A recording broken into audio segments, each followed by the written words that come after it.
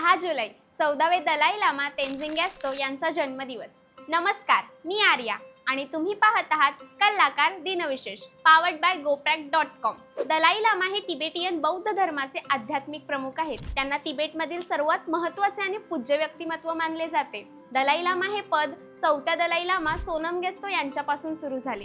दलाई या मंगोलियन शब्दाचा अर्थ महासागर किंवा विस्तीर्ण आहे आणि लामा म्हणजे संस्कृत मधील गुरु, त्यामुळे दलाई लामा या शब्दाचा अर्थ ज्ञानरूपी महासागराचे गुरु असा होतो। बौद्ध धर्माच्या मान्यतेनुसार दलाई लामा हे अवलोकितेश्वर म्हणजेच करुणा आणि दयेचे बोधिसत्व यांचे पुनर्जन्म मानले जातात। सध्याचे 14वे दलाई लामा तेंजिंग गॅस्तो यांचा जन्म 6 जुलै 1935 रोजी तिबेटमधील ताख्तसेर येथे झाला। लहानपणापासून त्यांनी तिबेटी बौद्ध धर्म, तत्वज्ञान, संस्कृत, तर्कशास्त्र, ध्यान आणि शास्त्र याचं सखोल शिक्षण घेतलं। 1937 मध्ये त्यांना 13व्या दलाई लामांचे तुळकू म्हणून निवडण्यात आले आणि 1939 मध्ये त्यांना औपचारिकपणे 14व्या दलाई लामा म्हणून मान्यता देण्यात आली।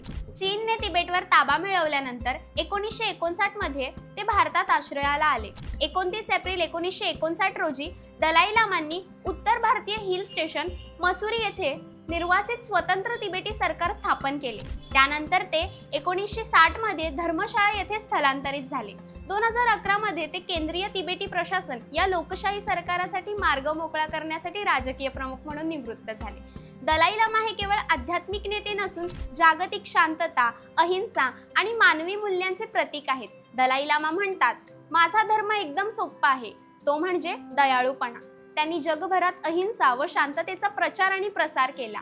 त्यांनी the art of happiness, freedom exile हे आत्मचरित्र, the universe in a single atom अशी अनेक पुस्तके लिहिली। 80च्या दशकाच्या मध्यापर्यंत दलाई लामा तिबेटी महायान आणि वज्रयान बौद्ध धर्माचे शिक्षण देण्यासाठी जगभर प्रवास करत होते। ते धर्म आणि विज्ञान यांच्यातील संबंधांसह विविध विषयांवरील परिषदांमध्ये सहभागी झाले। त्यांच्या कार्यात पर्यावरण, अर्थशास्त्र, महिला हक्क, अहिंसा, आंतरधर्मीय संवाद, भौतिकशास्त्र, खगोलशास्त्र, बौद्ध धर्म आणि विज्ञान, थिओरॉटिकल न्यूरोसायन्स या विषयांचा समावेश आहे। त्यांनी नेहमीच सर्व लोकांसाठी प्रेम, करुणा आणि सहिष्णुतेचा संदेश दिला। 1989 मध्ये दलाई लामा यांना नोबेल शांतता पुरस्काराने सन्मानित करण्यात आले। टाइम मासिकाने दलाई लामा यांना गांधीजींचे अहिंसेचे आध्यात्मिक वारस म्हणून घोषित केले।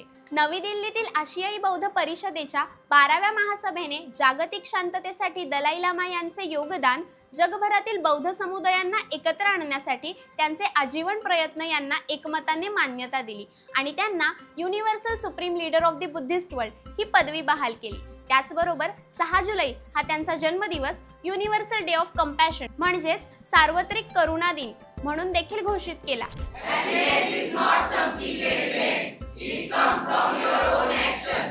ही विशेष माहिती तुम्हाला कशी वाटली ते आम्हाला कमेंट करून नक्की सांगा।